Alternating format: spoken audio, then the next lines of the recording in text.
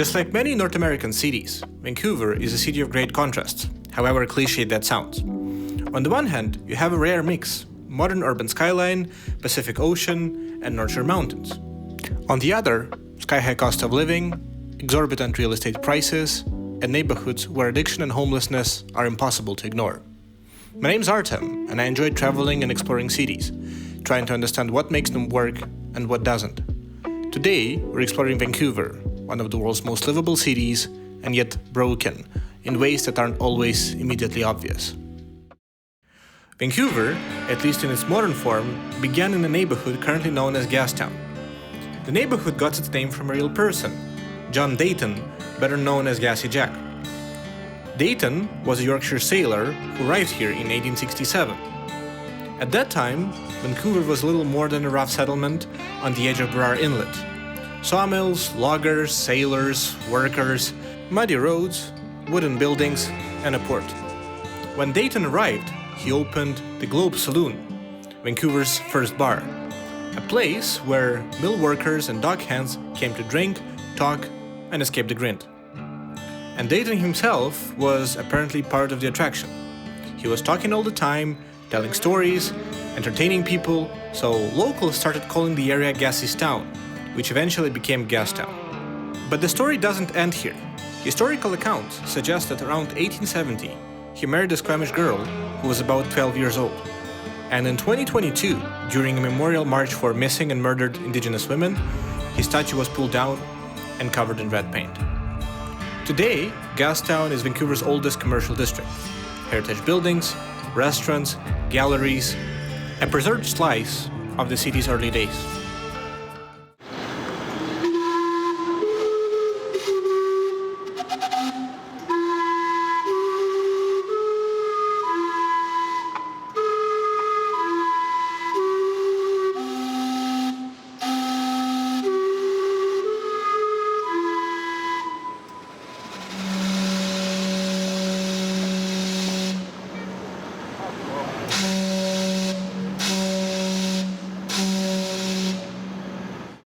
What makes Vancouver feel different from most North American cities is that in many ways it was designed to feel that way.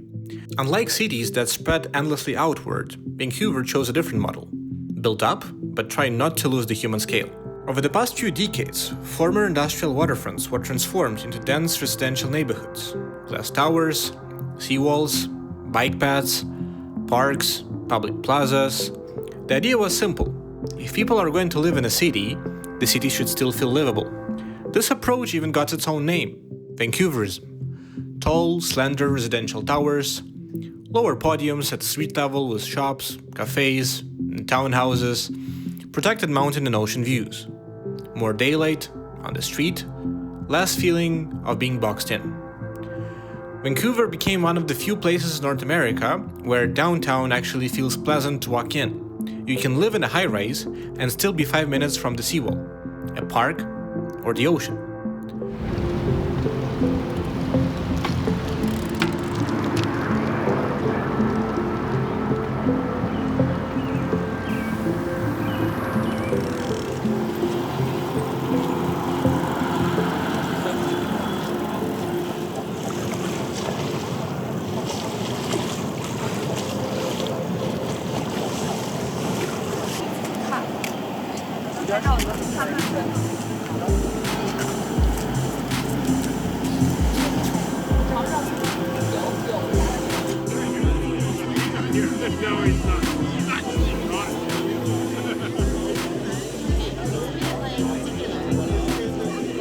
However, this model came with a contradiction.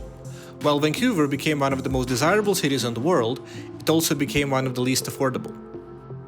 Geography provided the first constraint: a city physically boxed in by the Pacific, the North Shore Mountains, and the US border. But policy tightened the grip. For decades, zoning laws were such that the majority of this limited land was effectively reserved for single-family homes, creating an artificial scarcity that collided head-on with surging global demand. It's only recently that the provincial government has stepped in, forcing cities to upzone near transit hubs to finally break that deadlock. So, the same city that perfected the image of urban livability also became a symbol of something else: what happens when desirability outpaces access. Today, Vancouver is beautiful, efficient, and carefully planned, but for many people, increasingly out of reach. Nowhere is that contradiction more visible than in the downtown east side. This is one of Vancouver's oldest neighborhoods, historically a working-class district, once the city's commercial core. But over time, as downtown wealth moved west and redevelopment pushed outward, this part of the city was left behind. For decades, poverty, untreated mental illness, unstable housing, and addiction became concentrated here. And then came fentanyl. What makes Vancouver's drug crisis so disturbing is that it's not just about visible street disorder, it's about the scale of loss behind it. British Columbia declared a public health emergency over toxic drug deaths back in 2016. Since then, fentanyl and other synthetic opioids have transformed the crisis. In 2023 alone, over 2,500 people died from toxic drug poisoning across BC. Vancouver was among the hardest hit places in the province. The city has tried to respond. Vancouver was one of the first cities in North America to openly embrace harm reduction, supervised consumption sites, overdose prevention services, naloxone access. Insight, which opened here in 2003, became the continent's first legal supervised injection site. But harm reduction alone was never going to fix what is also a housing crisis, a mental health crisis, and in many ways, a crisis of social abandonment. You can provide a clean needle, but without a stable home or a path out of poverty, the cycle remains unbroken. In one city block, you can see the collision between soaring wealth and total exclusion. A city celebrated worldwide for its quality of life, and people who were never really included in that promise. And then, Vancouver does something unfair. Just when you think you've understood the problem, the prices, the homelessness, the visible pain, it shows you why people keep coming here anyway. Vancouver has transformed into a major global tech hub. You have giants like Microsoft and Amazon anchoring a massive ecosystem of innovation. And on top of that, I can't stress it enough how beautiful the nature is both within the city, take the 1,000-acre Stanley Park right in the downtown, and outside of it, you're just staring at it in awe. I invite you on a little road trip to a magnificently scenic place, which is called Squamish. Meet my friend Agastya, who's going to accompany and actually drive us there on his Jeep Wrangler. Let's begin, shall we?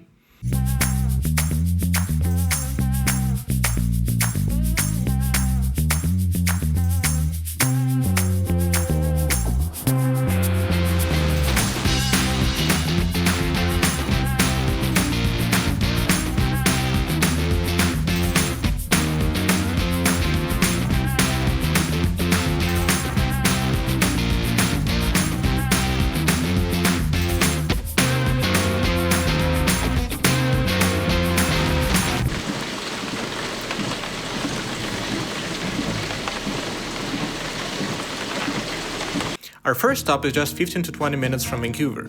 It's a little village called Deep Cove. Deep Cove sits at the edge of Indian Arm, the southernmost glacial fjord on the Pacific coast. Most people come here to kayak or hike up to Quarry Rock. You can paddle toward waterfalls, cliffs, and forested shoreline. It feels remote, even though it's still part of Metro Vancouver. It's like a hidden seaside town. Quiet marina, cafes, little shops. It's popular for slow mornings, dates, and photography. It was raining, so we drove further to our main destination, Squamish, approximately a 1-hour drive. I really like how they put it on the website dedicated to Squamish tourism. Getting to Squamish is just as breathtaking as the visit itself. The route goes via Highway 99, better known as Sea to Sky Highway. It's widely recognized as one of the most beautiful drives in the whole world. I mean, just look at this.